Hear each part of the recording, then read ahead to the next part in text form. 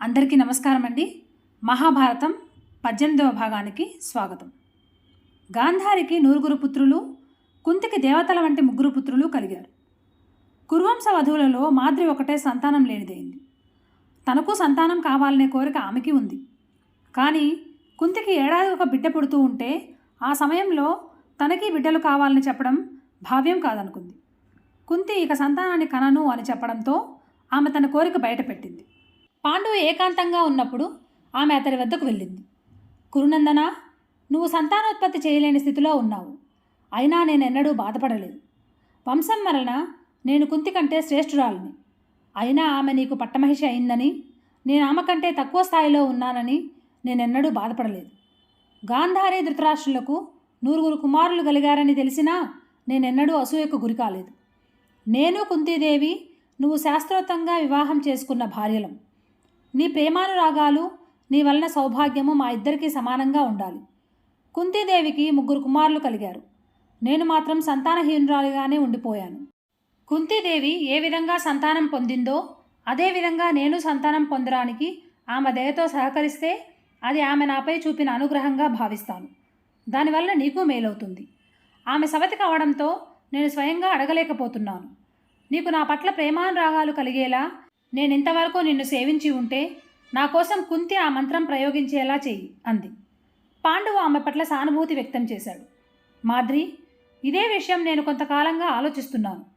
అయితే ఈ ప్రస్తావన తెస్తే నువ్వు అంగీకరిస్తావో లేదో తెలియక నీకు చెప్పలేకపోయాను. ఇప్పుడు నీ అంతా నువ్వే చెప్పావు గనుక నేను కుంతిని తప్పక కోరుతాను. ఆమె అంగీకరిస్తుందనే అనుకుంటున్నాను అన్నాడు. ఒకరోజు కుంతిని ఏకాంతంలో పిలిచాడు. కుంతి, నిన్నొక కష్టసాధ్యమైన పని చేయడానికి పిలిచాను. నా వంశం అవిచ్ఛిన్నంగా సాగేందుకు నువ్వు సహకరించాలి. ఇప్పటికే 3 మహాత్ములైన కుమారులను ఇచ్చాను కదా అనకు. ఇంద్రుడు అనేక యజ్ఞాలు చేసి దేవలోకానికి రాజయ్యాడు. అయినా దానితో తృప్తిపడి ఉండలేదు. సమస్త లోకాలలోనూ తనకి సాటిలేని కీర్తి రావాలనే కోరికతో ఇంకా అనేక యజ్ఞాలు చేస్తూనే ఉన్నాడు. అలాగే తపస్సు సిద్ధించిన ఋషులు కూడా యశస్సు కోసం ఇంకా సత్కార్యాలు చేస్తూనే ఉన్నారు. అలాగే నువ్వు 3 సాటిలేని కుమారులను ఇచ్చినా నాకు మాద్రి గర్భాన కూడా పుత్రుడు జన్మిస్తే బాగుండనే కోరిక కలిగింది. సంతానం లేదనే దుఃఖం సముద్రంలా మాద్రిని ముంచేస్తోంది. సంతానహీనురాలనే దుఃఖం నుంచి ఆమెను రక్షించు. ఆమెకు నీ మంత్రశక్తితో సంతానం కలిగేలా అనుగ్రహించు అన్నాడు. తర్వాత కుంతి మాద్రిని పిలిచింది. నువ్వు ఏదో ఒక దేవుణ్ణి స్థిరమైన చిత్తంతో ధ్యానించు. మిగిలిన విషయం నేను చూసుకుంటాను.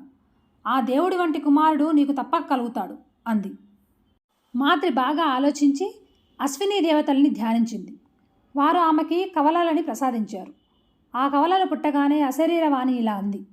ఈ కవలలతో సమానమైన అందమున్న పురుషులు ఈ లోకంలో ఉండరు. వీరు తెలివితేటల్లోనూ సద్గుణాల్లోనూ అశ్విని దేవతల్ని మించిపోయి ఉంటారు.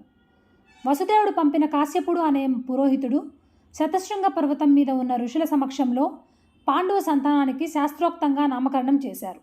ఆ కుమారులు జన్మించిన క్రమంలో వారికి యుధిష్ఠిరుడు, భీమసేనుడు, అర్జునుడు అని పేర్లు పెట్టారు. కుంతి కుమారులు 3 ఒక్కొక్క సంవత్సరం తేడాతో పుట్టారు. తర్వాత మాద్రికి పుట్టిన కవలలో ముందు జన్మించిన వాడికి నకులుడని, తర్వాతి వాడికి సహదేవుడని పేర్లు పెట్టారు. ఆ కుమారులు పెరిగి పెద్దవారవుతూ తమ సత్ప్రవర్తనతో అక్కడ ఉండే ఋషులకు అత్యంత ప్రీతిపాత్రులయ్యారు.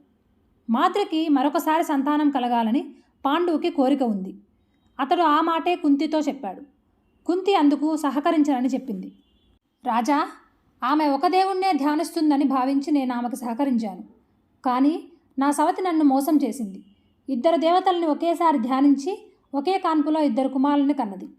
నేను మాద్రిలా తెలివిగా ఆలోచించలేకపోయాను. ఒకేసారి 2 దేవతల్ని ఆహ్వానించాలనే ఆలోచన నాకు రాలేదు. ఇప్పుడు నేను ఆమెకు ఇంకొకసారి సహకరిస్తే ఆమెకి మరొక 2 కుమారులు కలుగుతారు. నా సంతానం కంటే ఆమె సంతానమే ఎక్కువ అవుతుంది. అది నాకు ఇష్టం లేదు. అందువలన ఆమెకి మరొకసారి సహకరించమని నన్ను కోరవద్దు. పాండువు ఆమె అభ్యర్థనని మన్నించాడు.